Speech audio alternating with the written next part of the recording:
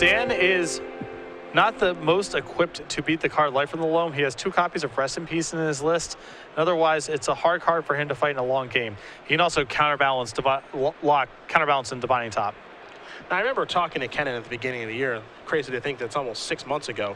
But asking him, how do you feel about Rest in Peace? That card you can beat? He's like, yeah, I've beaten it before. Beat it again. It's not a big deal. It's kind of just annoying. If it's being supplemented by other stuff, it's annoying. It's not enough to win the game on its own. Mox Diamond going to discard a Maze of Ith here for Haas. You see there's a Thought Seize in his hand. He may fire that off here. That looks like that's exactly what he's going to do. Now, Musser does have a Brainstorm, so I think it's pretty likely we'll see a response here in a little bit. Yeah. Protect his best stuff. And even the Wear Tear here in his hand is pretty valuable against that Mox Diamond. So yeah, it looks like he does pick up another copy of Wear and Tear. So we talked a little bit earlier about how some players do have Wear Tear this week and others do not. You see Musser has multiple copies throughout his 75. Got to figure out how he wants to set things up. Looks like he's going to go hiding the old Rest in Peace. A card that is quite good in this matchup. Yeah, it looks like Rest in Peace, Counterbalance are the cards he's thinking about hiding here, which makes a lot of sense as those are the two cards in conjunction with one another that are going to give Kennen all sorts of trouble.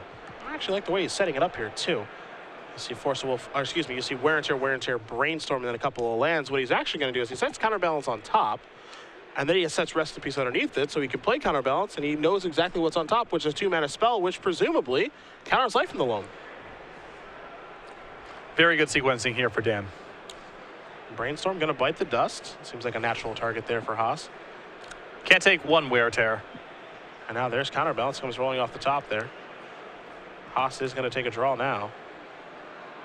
If he doesn't find a land drop next turn, this is all sorts of trouble here because Counterbalance is in play. Dan can also just snap off a Wear Tear on the box and leave him with very few resources. Dan going to draw his card for the turn. And the one thing here for Dan is it looks like he's going to sacrifice the Scalding Tarn. He doesn't have to fire off Rest in Peace right now. He can wait. Yeah, there's no big rush. He's going to search for, it looks like a basic mountain. And he's going to fire off Wear to take care of that Mox Diamond. It does appear that he has Abrupt Decay. That's a good target. Looks like maybe he wants to fire it off. I imagine the thing here is that Kennen was thinking, okay, I want to save this. To try to fight over Rest in Peace, most likely, yeah. Musser looks like he may reveal the top card, maybe not.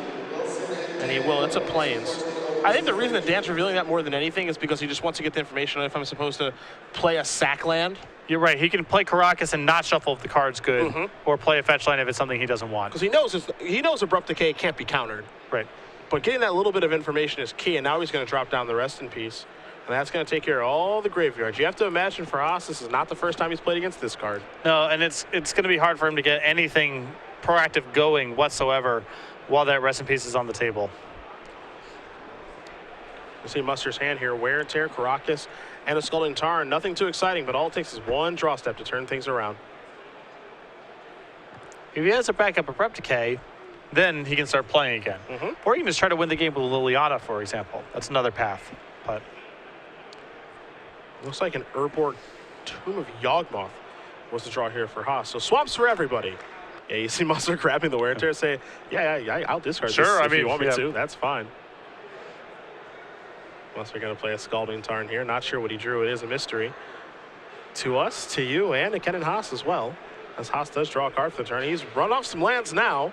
A Swamp has come into play. And now a Liliana. And it looks like that's going to resolve. So up goes the elevator on Liliana. Haas is going to discard. He knows it's going to be gone for good, and it's a copy of Entomb. Not very good against Rest in Peace. Yep. And Haas will pass the turn back over to Musser, who will take a draw here. So even Musser has established himself pretty well here with Rest in Peace and counterbalance the early portions of the game. Haas is definitely fighting back now. This is a cool element of Haas's deck, and we saw this a couple of times.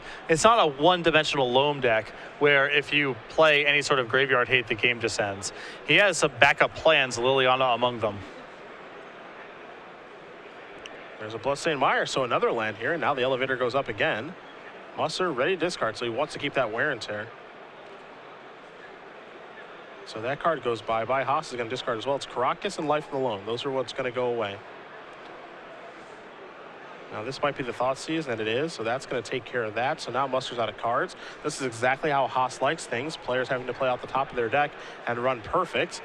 That's running perfect, as it were. Chase the Mind Sculptor is going to come in. Hey, the one thing this card doesn't do, stop the top of the deck.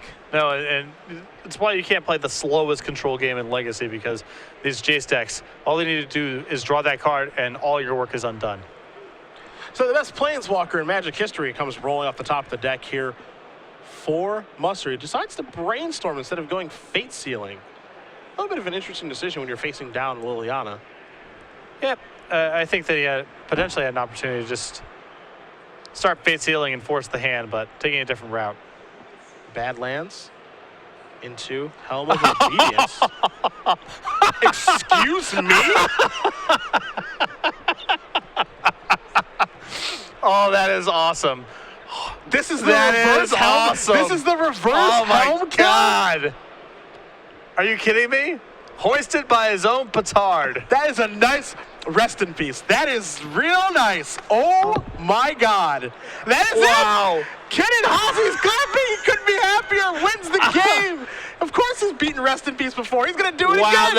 that is awesome. Does he have Helm in his deck just to bring in against decks with rest in peace? Would you be surprised That if the is answer is yes? awesome. I'd be smiling too. 5-1 with Jun Depths. Wow. That is completely absurd. And what makes this absolutely perfect is I have Kennen's deck list in front of me. I'm looking at it right now. There is, in the sideboard, a crop rotation scribbled out and one Helm of Obedience added at the last minute.